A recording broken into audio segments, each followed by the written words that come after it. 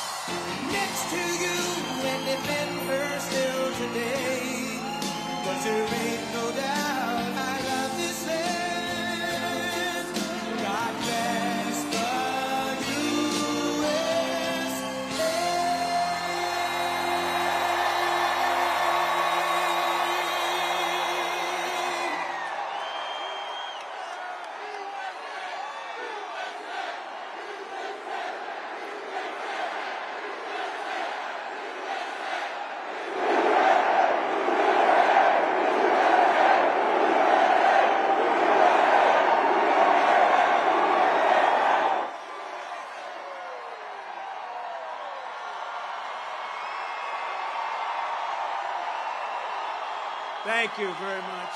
Thank you, Richard. Thank you, Richard. He's one hell of a man. Thank you, Richard. Great honor to be introduced by you. And thank you to a place called North Carolina.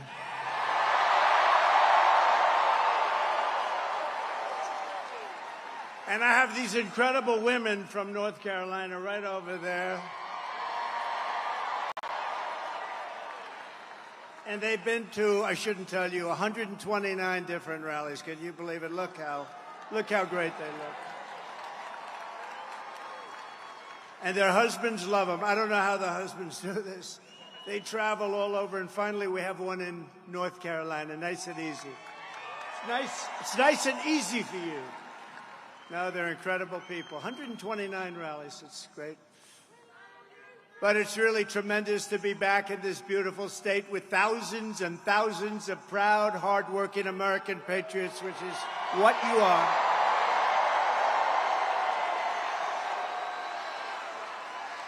This is a nice arena. How about the people outside that can't get in? That's a lot of people, too. Would anybody like to give up your seat? Would anybody?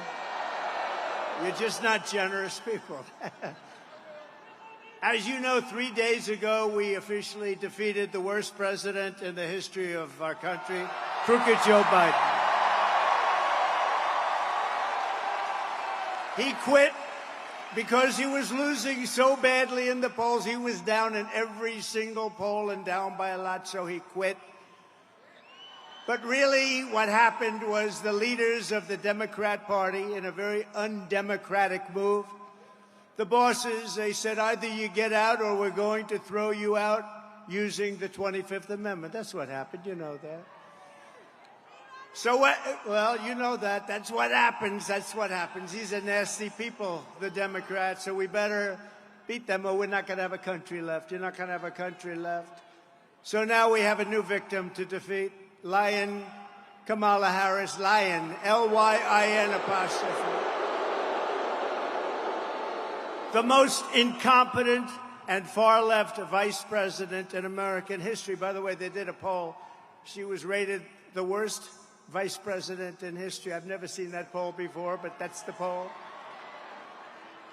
Together, we will win North Carolina in an epic landslide. We're way ahead in the polls.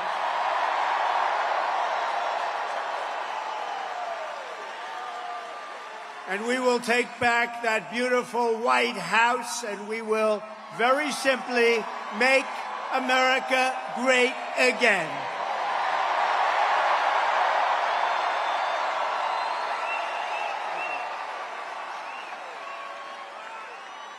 For 3.5 years, Lion Kamala Harris has been the ultra-liberal driving force behind every single Biden catastrophe.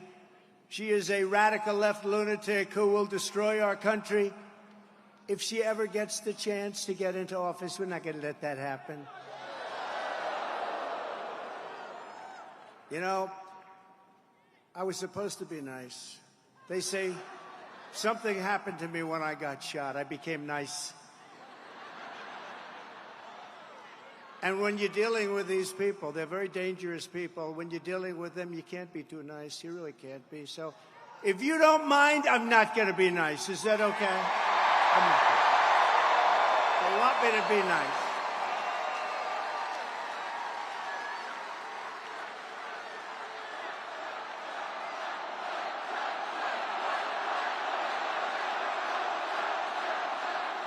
Thank you. Kamala Harris is the most liberal elected politician in American history. Did you know that? She's an ultra-liberal politician. She's absolutely terrible. She's, as you know, more liberal than Bernie Sanders. Can you believe it? She's rated far more liberal than Bernie Sanders. And she's now trying to get rid of her record, but she can't. She's going out and saying things that she doesn't believe in. If she ever got in, she'd destroy this country so fast. So she was the border czar, but she never went to the border, right? She was appointed by this horrible president, this horrible guy. How this guy got to be president in his basement. He stayed in his basement. And we did a lot better the second time than we did the first. How this guy got to be president, what they've done to this country in 3.5 years, and we're going to turn it around. But what they've done to our country is unthinkable. As border czar, Kamala threw open our borders and allowed 20 million illegal aliens to stampede into our country from all over the world. As vice president, she cast the tie-breaking votes that created the worst inflation in a half a century, decimating middle-class families and hurting very badly, as you know, all people in North Carolina. And by the way, Laura says hello. Laura, do we love Laura? How good is Laura? She is terrific. She has done a tremendous job. You know, I'm saying it now because if I forget it later on, they'll say he's cognitively challenged. I don't want to be cognitively, no, but I want to thank her because she's unbelievable. She loves it. I'll introduce Michael in a couple of minutes, but I want to remember to introduce Laura. She's been a fantastic daughter-in-law and wife to Eric.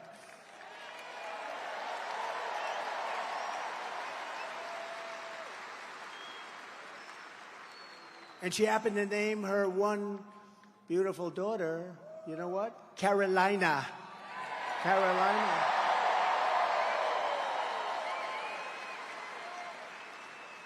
I said, which one? Which Carolina? She said, well, North, of course. No. Let's call them both. Do you mind if I call them both? They've both been great, frankly. And when Kamala Harris was sent to Europe to deter Russia, what a joke that was, from attacking Ukraine, how did that work out? Russia answered by launching the invasion just 5 days after she left. Putin laughed at her like she was nothing. She is nothing. She's so bad for us. Everything Kamala touches turns into a total disaster. She's destroyed San Francisco with her policies. Check out San Francisco. 20 years ago, it was the greatest city in our country. Today, it's not a livable city. She'll destroy our country if she's elected, so we won't let her be elected. We can't let that happen.